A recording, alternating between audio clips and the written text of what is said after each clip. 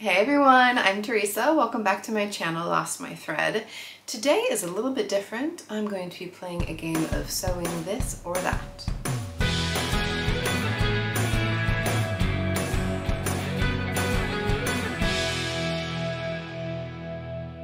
A little while ago, the Love to Sew podcast did an episode called This Way or That Way, where Helen and Caroline talked about different things in sewing and what their preferences are between two different options. Then Julie from the Curated Curvy recently made a YouTube video where she went through the same questions and talked about which she preferred out of the options. I will say in general, I'm a bit against any kind of in-group, out-group kind of behavior. I'm not really like a I'm team this, your team that kind of person. I feel like that just separates us more than we need to. We are all unique individuals and that's what makes us more interesting, in my opinion.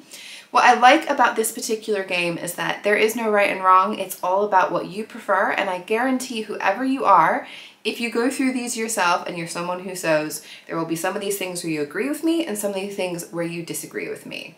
And that is a big part of the fun. So please do go through these as I'm going through them. I want to hear how many of these you agree with and how many of these you disagree with.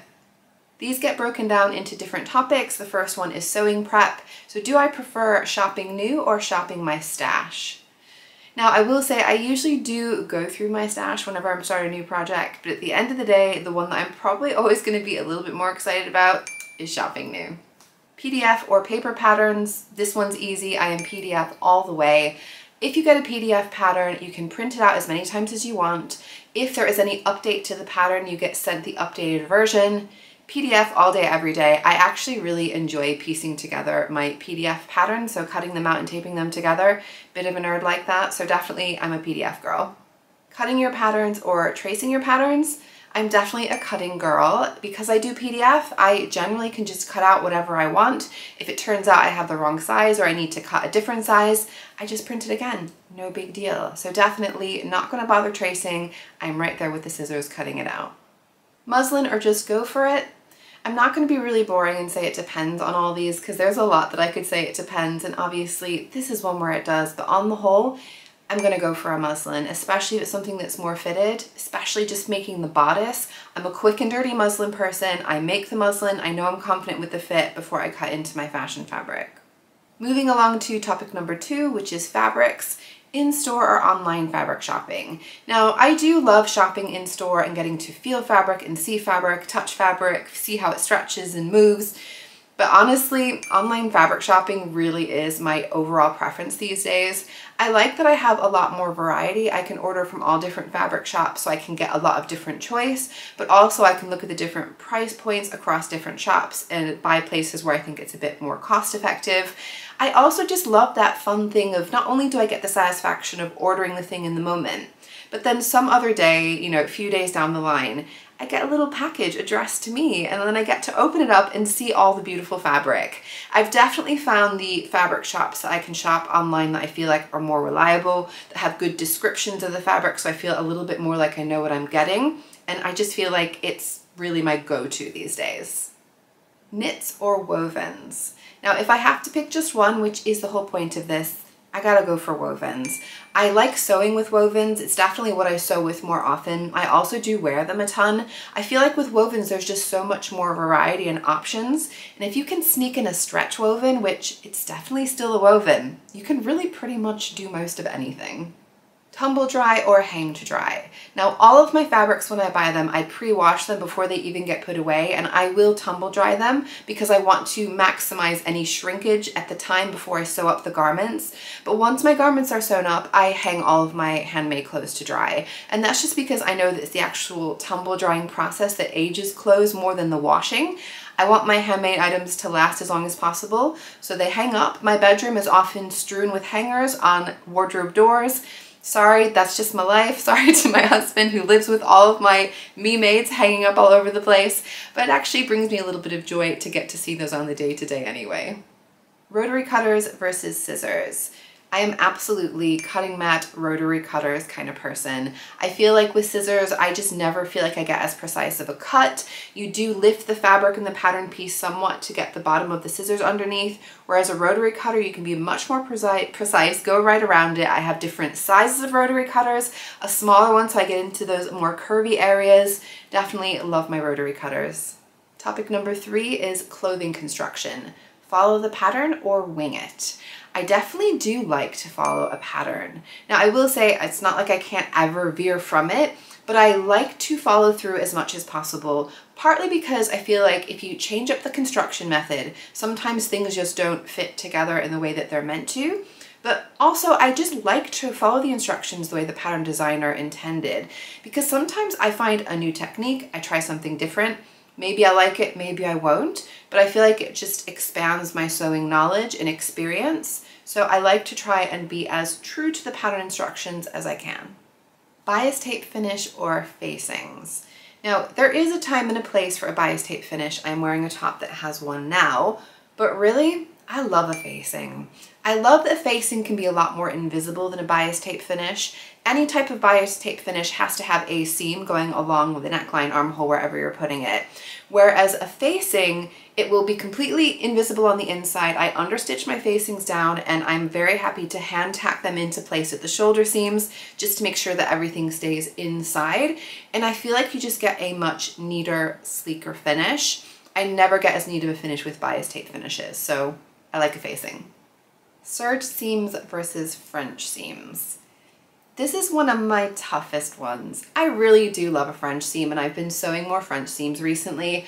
I feel like when you have particularly like a lightweight fabric, a delicate fabric, it's a really lovely finish to have on the inside. It looks good, it feels good, it lasts longer, and I've been really enjoying the slow sewing process. So I feel like for many reasons, I've been very much going towards French seams. But at the end of the day, if I've got to pick one and that's my only one, it's going to be a serged finish. I will make up t-shirts almost completely on a serger. On thicker, bulkier fabrics, serger definitely hands down compared to French seams.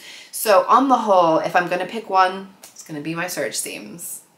Button fly or zipper fly? Zipper fly all day. I have never liked button flies or understood button flies. The faff of getting all those buttons open and closed every time you need to go to the bathroom, forget it. Give me a zipper any day. Sewing buttons by hand or with your sewing machine? Now, I have to say, I only found out within the last few years that you can actually sew buttons on your sewing machine, and I don't see why in the world I ever would. I actually really enjoy the process of hand sewing. I like hand sewing my buttons on. I like being intimate with my work and getting my hands right in there, touching the fabric. I find that a really pleasant part of the process. It's often one of the last things I do, and it's a really nice, calming, relaxing thing to do at the end of a project. Even if I've been rushing towards the end, I have to take my time to hand sew the buttons on. When I tried doing them by a sewing machine, I found that way more faffy. I mean, I'm sure if you are really not into hand sewing, I get it. Maybe it's going to be easier, more convenient for you, but I will pretty much guarantee I'm always going to be, here on out, sewing all of my buttons on by hand. Fusible interfacing or sew-in interfacing? Now this, I feel like, just genuinely is a depends situation. In general, I use fusible interfacing all the time, most of the time, and so that is the one I would choose between the two. But there are certain things where sew-in interfacing is really the only appropriate kind of interfacing for like tailoring, bag making, those kinds of things. So you cannot just change one over for the other, but certainly like my day-to-day sewing and what I do most of the time, fusible, absolutely. Snip as you go or all at once? Every single time I pull fabric out of my sewing machine, I snip those threads right up close to the fabric. I then turn it around and I snip the start of that stitch. So I am absolutely snip as you go. If I've ever tried to leave some and do them all later on, inevitably I end up missing some threads and they're dangling down, and then I'm annoyed that I didn't snip as I went. Snip as you go, guys. You will save your time headaches in the long run. Press as you go or press all at once?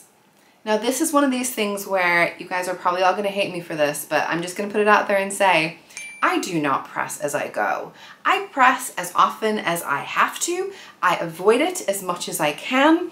I will always press at the end of a garment, but if I can get by just finger pressing or holding the seam to one side to make sure that I'm stitching it down the way that it's meant to be stitched down, it's what I'm gonna do. I like to do all of my things batched as much as possible, so I'll do all of my sewing, all of my pressing, but there are definitely times where I'm sure many of you would think, once I've sewn those seams together, before I connect them to the other piece, I really should press them down, and I usually avoid it. I will say I feel like my garments still usually look beautiful and professional because I am manually manipulating the fabric to make sure it goes where it has to. So hate me as much as you want, I just cannot and will not press every single seam as I go. And the final topic is sewing habits. Late night seamstress or daytime seamstress.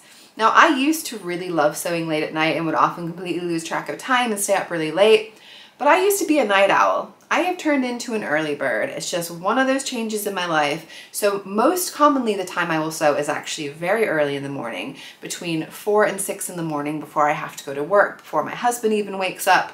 So I am very much daytime seamstress. Slow and steady or frantic sewing? I very much am a slow and steady kind of sewist these days. I enjoy those good like meaty projects that you can really stuck into. Like I said, I have been embracing the slow process, the hand sewing process. And so for me at this stage of my sewing, I'm not in a big rush to have lots of clothes. I have plenty of clothes. It's more about the process. So I'm going to take it slow and steady. Tidy as you go or one big cleaning session?